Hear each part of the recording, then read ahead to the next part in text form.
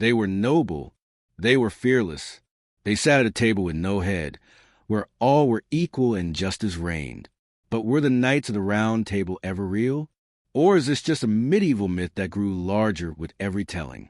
What if the truth is far more complex and far more mysterious than we've ever imagined? The tale of King Arthur and the Knights of the Round Table is one of the most enduring legends in Western history. A magical sword, a hidden kingdom, a band of honorable knights upholding truth, courage, and loyalty. But here's the twist. Historians can't even agree if King Arthur himself ever existed. So, where did the legend come from? The earliest references appear not in fairy tales, but in battle records.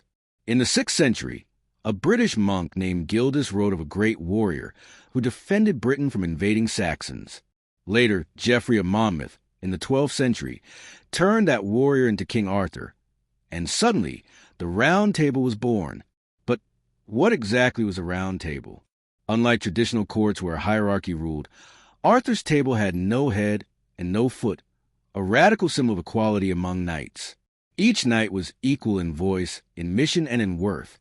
It wasn't just furniture, it was philosophy. And those who sat at it? Legends named 12 to 24 knights. Lancelot, the bravest. Gawain, the most loyal. Percival, the seeker of the Holy Grail. Galahad, the purest of heart. Each knight had their own quest, their own flaws, and their own truths. But here's where it gets even more interesting.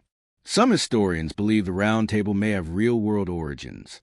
In Winchester, England, there exists a massive wooden table, painted with the names of Arthur's knights, dating back to the 13th century. Was this a tribute to the myth, or a remnant of a real tradition? Could there have been elite warrior orders, bound not just by swords, but by oaths? A medieval code of honor? And what the Grail? The knight's most sacred quest was to find the Holy Grail, the cup of Christ said to offer eternal life. But the Grail, too, may be metaphor. Some scholars argue it wasn't a literal object at all, but a symbol of divine knowledge or even a lost lineage tied to sacred bloodlines. And let's not forget the connections to secret societies.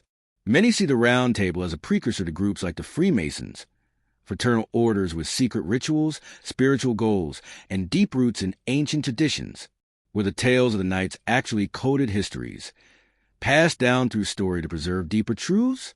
What about Lancelot and Guinevere, the forbidden love that tore the Round Table apart? Was this a warning, a metaphor for fragility of power, or a real event dressed in romance? The closer we look, the more we find. Buried beneath the swords and chivalry are layers of lost history, ancient wisdom, and questions that history still can't answer. The Knights of the Round Table may not have ridden shining horses or slain dragons, but their legend has endured because they represent something deeper: honor, brotherhood, purpose, quest. Whether myth or memory, they remind us that even in the darkest of times, we can live by a higher code. And maybe, just maybe, the Round Table was never meant to be found, because it lives in the hearts of those who still believe in something greater. So what do you think? Were the Knights of the Round Table just a myth, or was there truth hidden behind the legend? Leave your thoughts in the comments. And if you love exploring history's greatest riddles and hidden truths, subscribe to Secrets Beyond Time, because the past isn't finished with us yet, and some legends refuse to die.